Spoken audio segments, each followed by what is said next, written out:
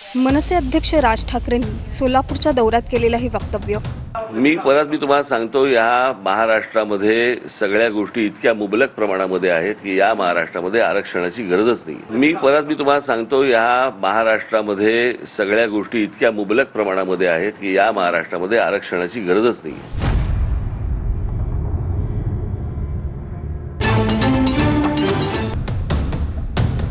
राज यांच्या या वक्तव्यामुळे मराठा आंदोलक आक्रमक झालेत. त्यांच्या या वक्तव्याचे पडसाद संध्याकाळी धाराशिवमध्ये पाहायला मिळाले.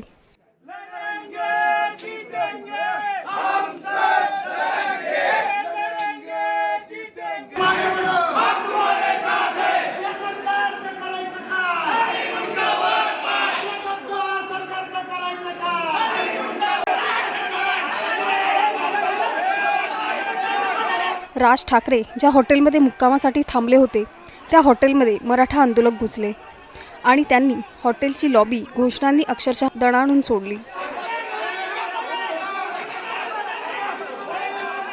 आंदोलकांना राज ठाकरेंना जाब विचारायचा होता. आम्हाला राज ठाकरेंना भेटू द्या अशी मागणी मराठा आंदोलकांनी केली. या दरम्यान हॉटेलच्या लॉबीमध्ये प्रचंड गोंधळाचं आणि तणावाचं वातावरण निर्माण झालं होतं. राज ठाकरे यांनी मराठा आंदोलकांना भेटण्यास नकार दिला. यामुळे आणखी चिडलेल्या मराठा आंदोलकांनी हॉटेलच्या लॉबीतच ठिय्या मांडला. काहीही करून राज ठाकरेंना भेटणारच यावर मराठा आंदोलक अडून राहिले. संतापलेल्या आंदोलकांमुळे राज ठाकरेंनी फक्त 2 आंदोलकांना भेटण्यासाठी परवानगी दिली. मात्र आंदोलकांना राज यांची अट मान्य नव्हती. राज ठाकरेंनी संपूर्ण शिष्टमंडळाची भेट घ्यावी अशी मागणी आंदोलकांनी केली. आंदोलकांच्या आक्रमक पवित्र्यानंतर राज ठाकरे मराठा आंदोलकांच्या शिष्टमंडळाची भेट घेण्यास तयार झाले. दरम्यान राज ठाकरे यांनी अरेरावीची भाषा केल्याचा आरोप आंदोलकांनी केला. अखेर पोलिसांच्या मध्यस्थीनंतर आंदोलक शांत झाले. यानंतर मराठा आंदोलकांनी राज ठाकरेंशी समोरासमोर चर्चा केली. मी आज काय म्हटलं, महाराष्ट्राला आरक्षणाची गरज नाहीये. महाराष्ट्रासारखं प्रगत राज्य, बरोबर आहे, कोणालाही आरक्षणाची गरज नाहीये. इथल्या मराठी मुलामुलींना, बरोबर, शिक्षण आणि रोजगार याच्यासारखी महाराष्ट्रासारखी संधीच कुठे उपलब्ध नाही. आणि महाराष्ट्रात हे आहे म्हणून बाहेरच्या राज्यातली लोक इथे येतात. हे जे तुमच्या तोंडाला पानं पुसतायत आणि त्यांचा राजकीय स्वार्थ साधून घेत आहेत, यांच्यापासून सावध राहा. साहेब, आम्ही सावध आहोतच. आमचं एवढंच म्हणणं होतं त्याच्यामध्ये की जे काय समजा आता आमची ओबीसीची 50% आतून जी मागणी आहे, ऐका सर, तुमचं आम्ही म्हणणं मान्य ऐकलं. आमचं म्हणणं 50% आतून जी आमची मागणी आहे, तर ह्याच्यासाठी आपल्या पक्षाच्या वतीनं काय करताल आमच्यासाठी? मी तुम्हाला एक गोष्ट सांगतो. एक मिनिट. ज्या वेळेला जरांगे पाटील उपोषणाला बसले होते तेव्हा मी आलो होतो तिकडे. मी काय म्हटलं होतं तिकडे, तुम्ही जी मागणी करताय ही होणार नाही, हे लोक होऊ देणार नाहीत. यांच्या मनामध्ये फक्त तुमची माथी भडकवणे, संघर्ष घडवणे, यातनं हातामध्ये मतं मिळवणे आणि तुम्ही वाऱ्यावर पडलात तरी चालेल.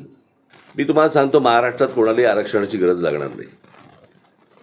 आपली मराठी मुलं, आपल्या मराठी मुली, आपला शेतकरी, ह्याच्यावरती जो पैसा खर्च व्हायला पाहिजे ना, तो नको त्या लोकांवरती पैसा खर्च होतो या महाराष्ट्रात. हे जे सगळे पूल आणि ब्रिजेस जे बांधले जात आहेत ना, सगळ्या गोष्टी हे कोणासाठी बांधले जात आहेत? कोण लोकसंख्या वाढवतंय इथे? जे पैसे तुमच्यावर खर्च व्हायला पाहिजेत, महाराष्ट्रात खर्च व्हायला पाहिजेत, ते 4 फक्त शहरांमध्ये खर्च होत आहेत. हजारो कोटीचे टेंडर्स काढली जात आहेत, हजारो कोटीची, बरोबर. तो सगळा पैसा तिकडे जातोय का? कारण लोकसंख्या वाढली.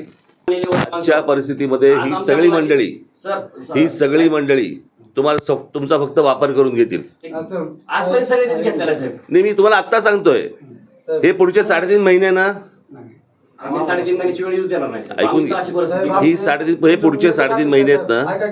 आजपर्यंत मराठा युवकांचा सर्व पक्षीय नेत्यांनी, पुढाऱ्यांनी, राजकारण्यांनी आजपर्यंत फक्त मराठवाडा असेल, पश्चिम मराठा असेल, फक्त उपयोग करून घेतला. 100% घेतलेलाच आहे. आमची तुमच्याकडून ही अपेक्षा आहे की म्हणून दादासारखे नेतृत्व सामान्य कुटुंबातून मी त्यांना भेटणार आहे. त्यांची मागणी रास्त आहे. त्याला मी त्यांना भेटणार आहे. आता मध्यंतरी मुंबईला येऊन गेले मोर्चाला. मुंबईत येऊन गेले मोर्चाला. मुख्यमंत्र्यांनी सांगितलं दिलं झालं म्हणून. काय झालं? आता देश काला त्याच्या पुढे काहीच काही होणार पण नाही झालं, पण आम्ही मान्य नाही ना ते केलं.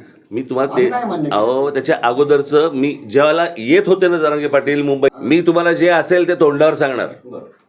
बरोबर की नाही? शेवटचं मला तुमचा काही गैरफायदा नाही घ्यायचा आहे. मी तुमच्यासाठी मतांसाठी राजकारण नाही करणार. मला जातपात कळत नाही, मला त्याच्याशी देणं घेणं नाही, समजलंय? माझ्यासाठी महाराष्ट्र महत्वाचा आहे. तुम्हाला असं वाटतंय का मराठा आरक्षणाचा लढा मी परत थांबवावा? तुम्हाला सांगतो, महाराष्ट्र हा माझ्यासाठी महत्वाचा आहे. मला या सगळ्या गोष्टींमध्ये फक्त एकदा त्यांच्याशी बोलू देत. माझं बोलणं झाल्यानंतर मी तुमच्याशी बोलेन, तेच बोलतील तुमच्याशी. असं काय? शेवटचा प्रश्न आहे. तुमची भूमिका स्पष्ट करा. तुम्ही आपण मराठा समाजाबद्दल आरक्षण मी परत तुम्हाला तेच सांगतोय, तुम्ही माझ्यावरती हा दबाव नका टाकू. नाही नाही नाही. दबाव नाही. मला त्यांच्याशी बोलू देत, बोलल्यानंतर बोलू देत. ठीक आहे. राज ठाकरेंच्या भेटीनंतर मराठा आंदोलकांमधली अस्वस्थता शांत झाली का? राज ठाकरेंना घेरून मराठा आंदोलकांनी नेमकं काय साध्य केलं असं तुम्हाला वाटतं? हे आम्हाला कमेंट्स करून सांगा आणि टाइम्स नाऊ मराठीला फॉलो आणि सबस्क्राईब करायला विसरू नका.